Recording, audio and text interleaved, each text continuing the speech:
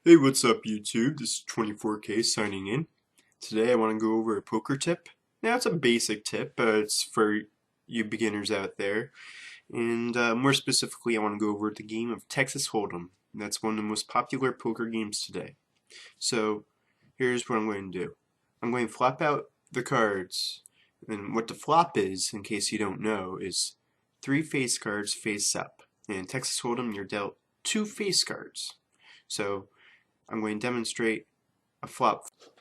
Normally in Texas Hold'em, well, it all depends, every hand's different, but there's a possibility that it could go to the river, which means there's 5 face cards on the board.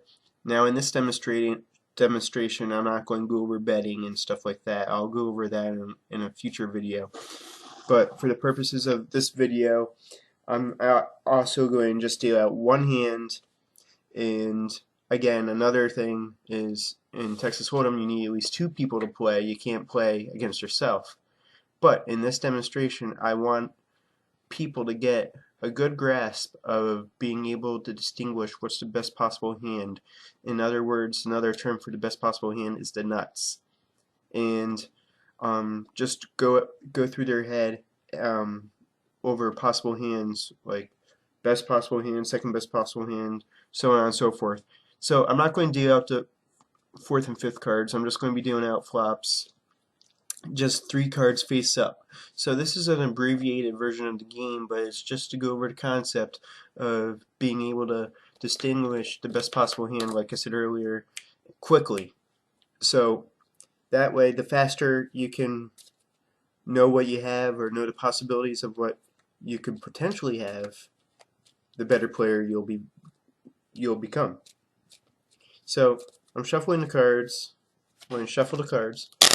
I'll just do a quick shuffle for this demonstration.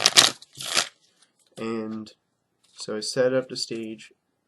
Now I wish I had a better platform for this demonstration, but this will do for now. Someday I'll get some felt and stuff and make some future videos.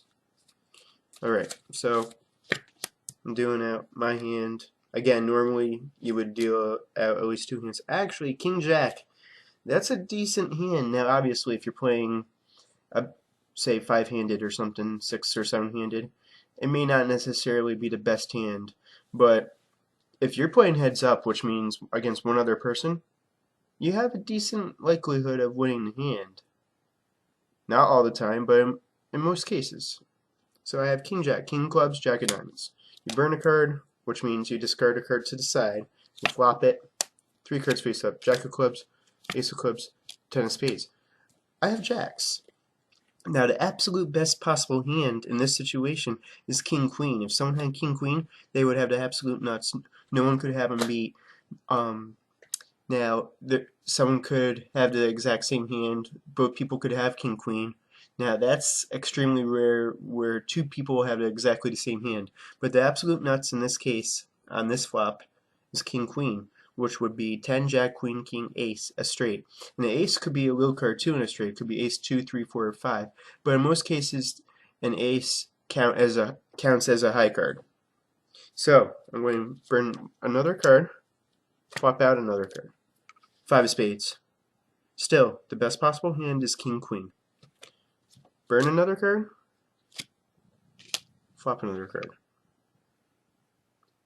King of Spades.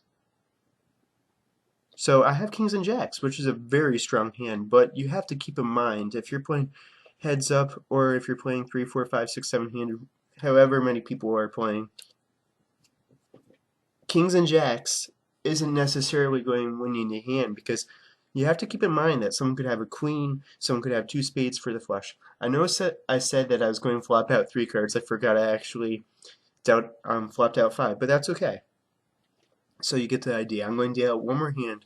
And so what you should do is, if you're just starting out, again, this is an abbreviated version of the game. This doesn't take into account bluffing, betting, stuff like that, tells, reads. This is just pure, this is just knowing exactly what you have and knowing the possibilities for the best hand, second best hand, so on and so forth. So if you're bored one day, and I've done this before in the past when I've been bored and had nothing else to do, I got really good at just doing this, knowing the hands and possible hands. And this is a key component to the game if you want to be successful. Because if you're playing a game and you don't know what you have, and you don't know the possibilities of what you have, or the possibilities of what your opponents may have, you're going to be at a severe disadvantage, and people are going to take advantage of that at the table. So you don't want to go too fast that you're making mistakes, but you want to go at a good pace, distinguishing the hands. So I just shuffle the cards. I'll deal out one more. 6 of hearts, 10 of hearts. Possible flush draw. It's unlikely, but you never know. You have 2 cards to the flush. Burn a card. Flop 3 out. Queen of diamonds. 4 of diamonds. 6 of diamonds. Now I got 6s, but you have to keep in mind that there's a flush draw out there. If someone happens to have 2 diamonds in their hand, they flop the flush, and the best possible hand would be, at this point, ace king of diamonds, or ace of diamonds and then any other diamond along with it, because you would have the highest possible flush, the ace high flush. Burn a card, flop it out. Still, having an ace of diamonds along with any other diamond in your hand is the best possible hand. Burn a card, flop a card, 8 of clubs. So ace of diamonds and any other diamond along with it would be the best possible hand. Now the second best possible hand would be king of diamonds and then any other diamond along with it that's not the ace of diamonds, obviously, and so on and so forth. Now if someone had the 5-7 of diamonds and the 8 of diamonds came, they would have a straight flush, and that would trump, obviously, the ace high flush.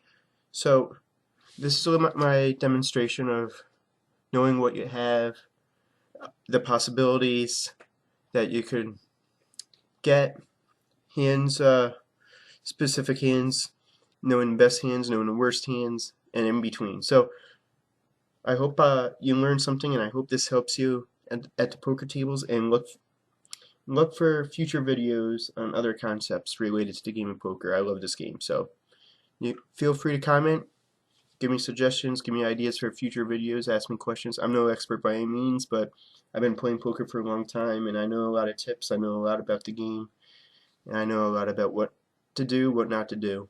I've seen a lot. I haven't seen it all. No one's seen it all, but I'm fairly experienced at the tables. Feel free to follow me on Twitter, AlexGold14. Thanks for watching, and I hope you enjoyed the video.